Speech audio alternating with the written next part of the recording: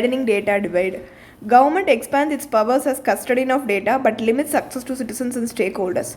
Data can improve people's life in uh, myriad way, yet political factors thwart its dissemination and public usage. For example, data on migrants meticulously collected during the pandemic could have been used for effective public policy on migrants.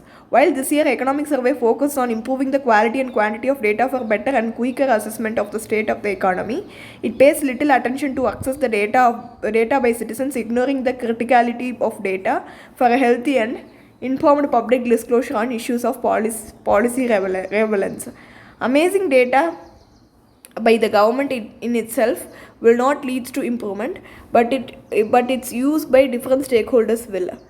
The fact that people have access to data is likely to act as a threat to government to improve performance in many areas.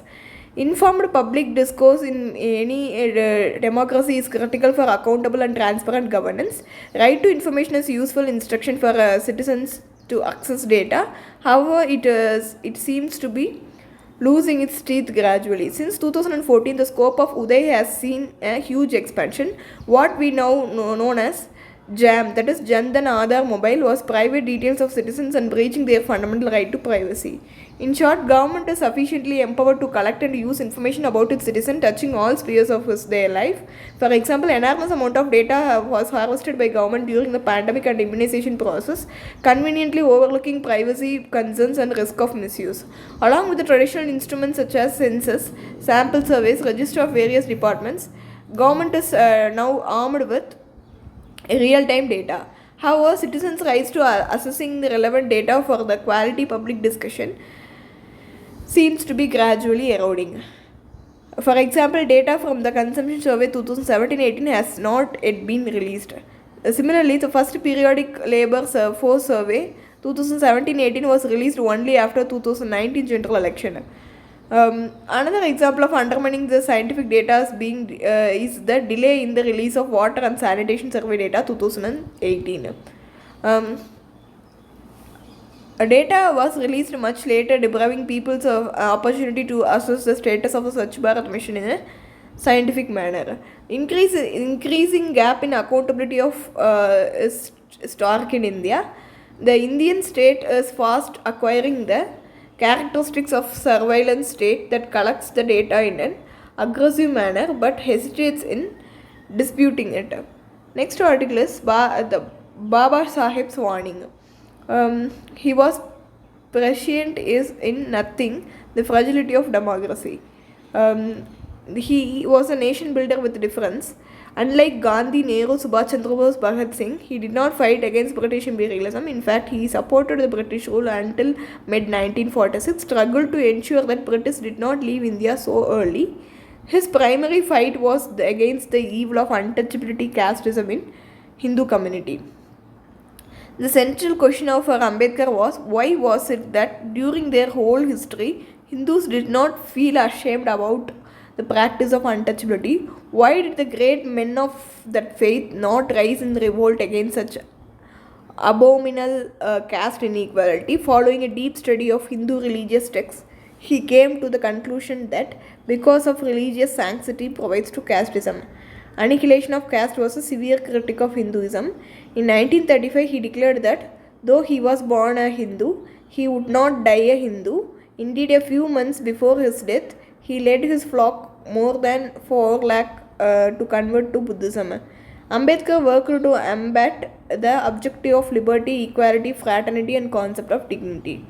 In politics, we will have equality in social economic life. We will have inequality. We must remove this contradiction at the earliest moment, or else those who suffer from inequality will blow up the structure of political democracy. Another warning was the peculiar Indian habit of devotion or hero worship of leaders, that is bhakti.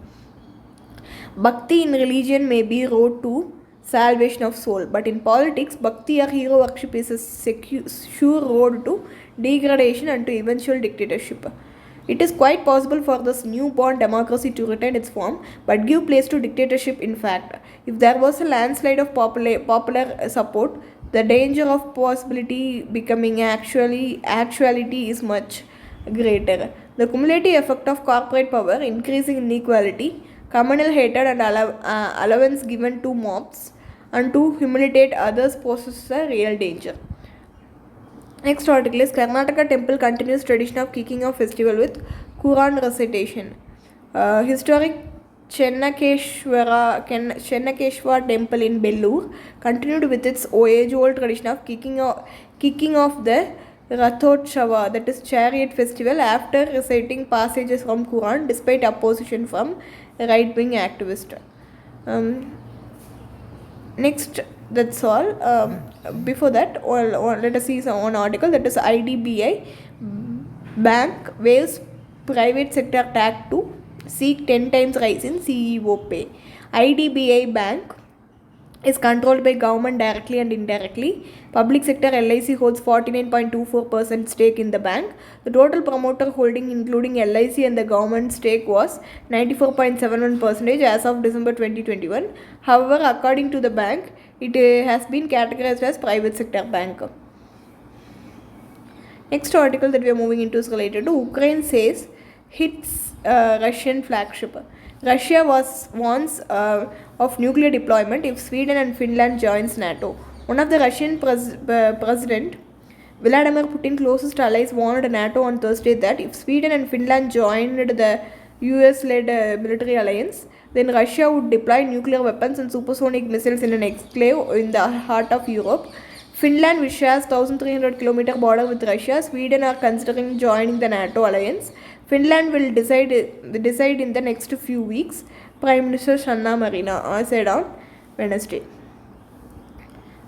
That's all. If you like the video, please do share, like, comment and subscribe. Thank you.